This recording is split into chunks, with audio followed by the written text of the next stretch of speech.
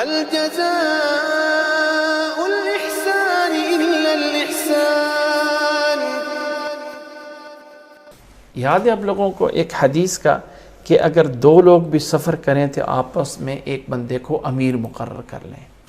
کیا یہ حدیث سنی ہے کسی نے کہ اگر دو بندے بھی کہیں سفر پہ جا رہے ہیں تو آپس میں ایک بندے کو اپنے اوپر امیر مقرر کر لیں؟ کیوں؟ جمہوریت اور خلافت میں جو فرق ہے نا کہ جمہوریت میں ہوتی ہے پاور بہت سے لوگوں کے پاس، ایک کرنا چاہتا ہے دوسرا ٹانگیں کھینچ لیتا ہے، دوسرا کرنا چاہتا ہے تیسرا ٹانگیں کھینچ لے گا، کوئی بندہ بھی جو ہے وہ کام نہیں کر سکے گا. اور بھائی ہماری تو حکومت جمہوری حکومت ہے، جمہوریت میں کیا ہے پاور جو ہے وہ ڈیوائیڈ ہو جاتی ہے.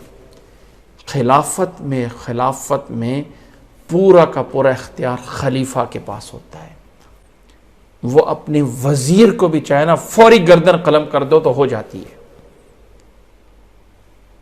وہ اگر ایک منگتے ہوئے بازار سے ایک بھیک مانگنے والے کو اٹھا کے اپنا وزیر بنا لے تو اس پہ کوئی اف نہیں کر سکتا.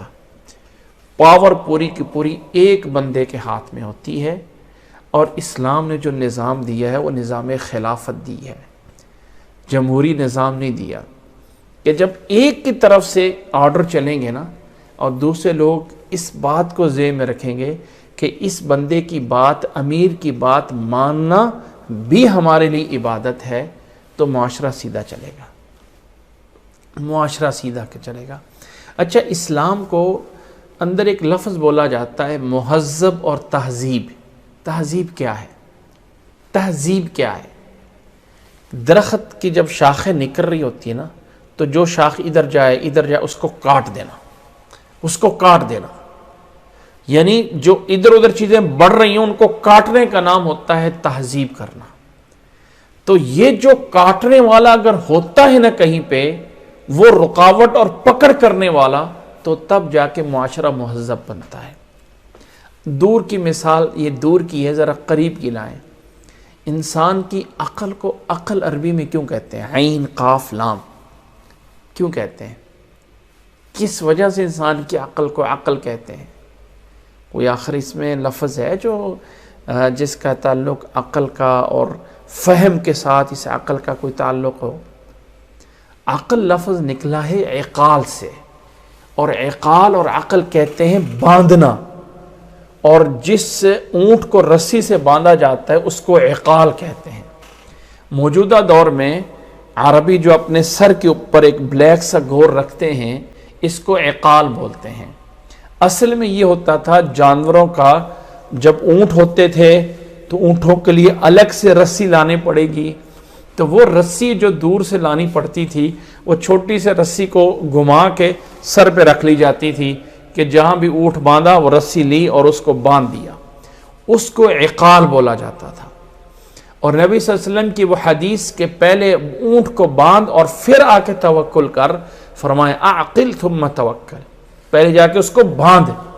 تو عقل کو عقل اس لیے کہا جاتا ہے کہ یہ انسان کو حد سے گزرنے سے پکڑتا ہے اور کنٹرول کرتا ہے، باندھتا ہے انسان کو.